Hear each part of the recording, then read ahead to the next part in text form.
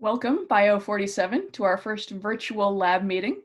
In this video, I'll be talking through some of the main topics from lab number 1 from your lab manual. That's Introduction and Terminology. The first part you can read on your own. It's a summary of anatomy and the divisions of anatomy.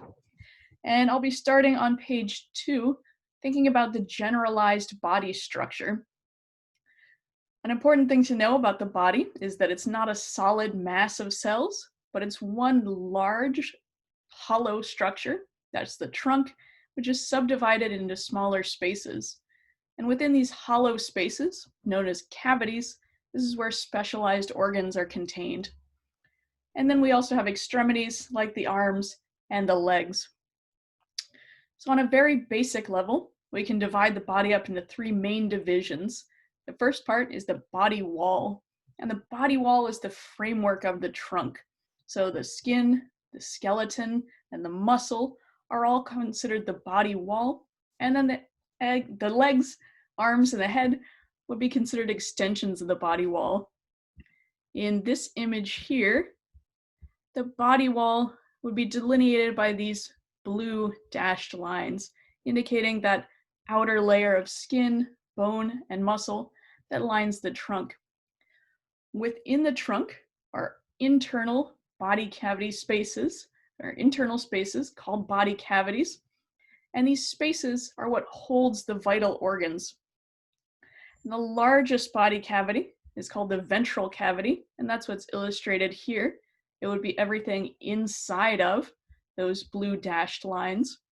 And this is a really big cavity inside the torso and inside the abdomen that holds many of the organs, including digestive organs, urinary organs, respiratory organs.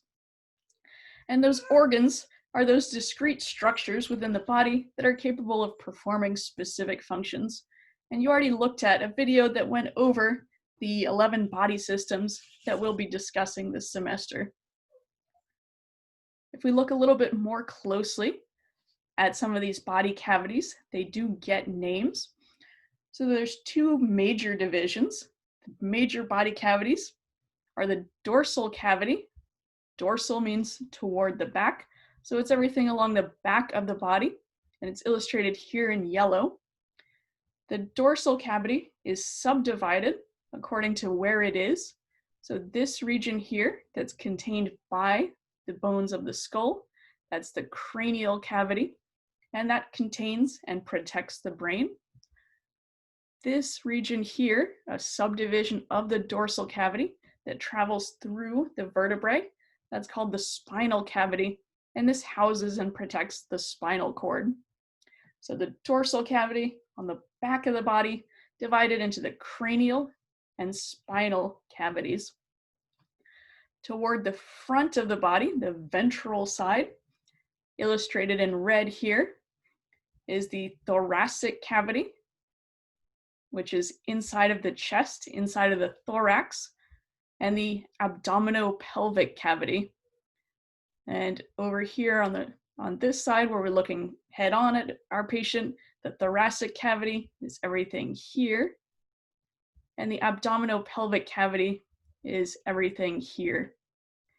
The thoracic and the abdominopelvic cavities are separated from each other by this broad, flat muscle here, the diaphragm, the main muscle of respiration. It's responsible for changing the dimensions of the thoracic cavity and causing exhalation and inhalation. So thoracic, everything above the diaphragm on the ventral side, and below the diaphragm is the abdominopelvic cavity. This, because it's anatomy and we like to name everything, is further subdivided. So everything within the abdomen is considered to be within the abdominal cavity, and everything inside of the bones of the pelvis here, this subset, is considered the pelvic cavity. So the abdominal cavity is holding the organs of digestion, some of the structures of the urinary system, and the pelvic cavity is holding some of the reproductive structures, as well as some urinary system structures. Now, of course, we're still not done yet because anatomists love to subdivide.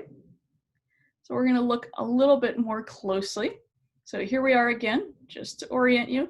I have that dorsal body cavity. Now it's illustrated in orange, which is subdivided into the cranial cavity, holding the brain, and in the cranial bones, and the vertebral or spinal cavity, traveling through the vertebrae and holding the spinal cord.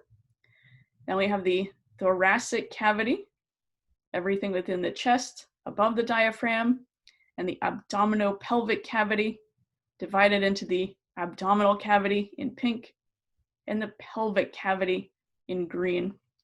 And together, that thoracic cavity and abdominopelvic cavity make up the big ventral body cavity that's split into two by the diaphragm.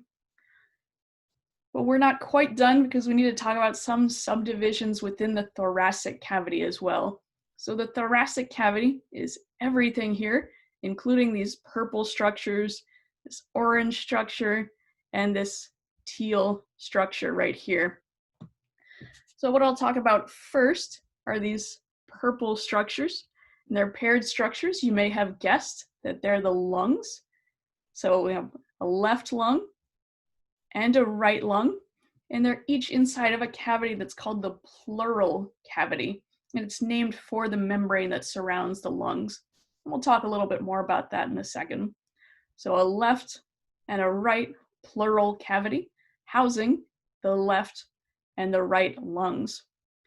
Then the space between the lungs within the thoracic cavity is called the mediastinum. And the mediastinum is all of this in orange and teal right here. So everything between the lungs is called the mediastinum. And enclosed in the mediastinum would be structures like the esophagus and the trachea traveling down through the neck and into the thorax, as well as the space that contains the heart. So the mediastinum has the esophagus, the trachea, and the heart. It gets a little bit more complicated because this lower section of the mediastinum is subdivided into its own cavity called the pericardial cavity, that cavity that contains the heart. So the pericardial cavity is in the mediastinum, which is in the thoracic cavity, which is in the ventral body cavity. So some of this is going to take some practice to get used to. One last thing is that we've been talking about these body cavities. Some body cavities have a specialized feature. This is a serous membrane. And serous membranes are these specialized membranes that secrete a slippery fluid. And this is what allows for the frictionless movement of moist organs across one another. Now, serous membranes are these completely self-contained structures. So the serous fluid is within two layers of serous membrane. So you can imagine it as if you were to take a water balloon or a balloon that's filled with serous fluid, which is more like an oily substance, and you were to put your fist into that balloon, as is shown down here. If you were to punch into that balloon, the balloon would wrap around your fist, but you wouldn't have any exposure to the fluid that is inside of the balloon. It's all self-contained. It's all within those two layers of membrane. And this is how serous membranes work within the body. So here's up here, the heart, and the heart is enclosed within a serous membrane. So that's what's shown here, this double layer of serous membrane. And every serous membrane has four components. The first one is the serous cavity.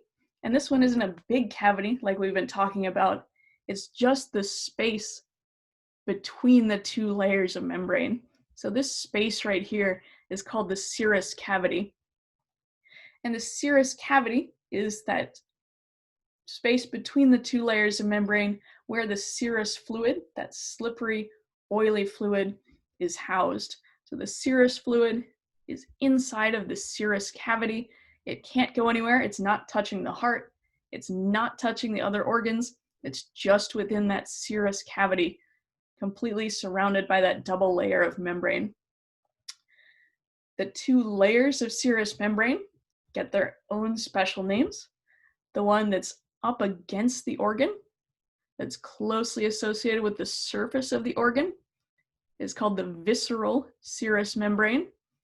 It's called visceral because it's up against the guts, it's up against the organs, the viscera. So the one that's closest to the organ is the visceral serous membrane. The layer that's farther away, that's up against the body wall or up against another moving organ, that's the parietal serous membrane. So it's up against a wall, that's the parietal layer. So we have the space here between the two layers, that's the serous cavity. The fluid that fills the serous cavity is the serous fluid.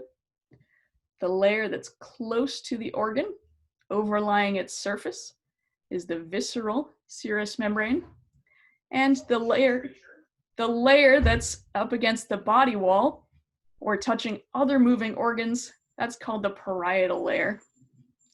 There are 3 named serous membranes in the body, and each one is differently named, but it's still composed of the same 4 parts. So I'll show you those. The serous membrane that's around the heart is called the pericardium, or the pericardial membrane. So here you can see that it still has those same parts. It has the serous cavity, but because it's around the heart, it's called the pericardial cavity. It has serous fluid, but because it's around the heart, it's called the pericardial fluid. The layer of serous membrane that's up against the heart is called the visceral pericardium. And the layer that's up against the body wall or other moving organs, that's the parietal pericardium. The serous membranes that are found around the lungs are called the pleura, or the pleural membrane. So there's a pleural space between the 2 layers. There's pleural fluid between those 2 layers. The layer that's up against the lung is called the visceral pleura, and the layer that's up against the body wall, that's the parietal pleura, the outer layer. The last one is a bit more complicated, and we'll talk a lot more about it when we get to the digestive system. So this is the serous membrane that enfolds the organs within the abdominal cavity, so mostly the digestive and some other organs. And this is called the peritoneum, or the peritoneal membrane. And we'll spend more time thinking about that when we look in the abdominal cavity in the context of the digestive system.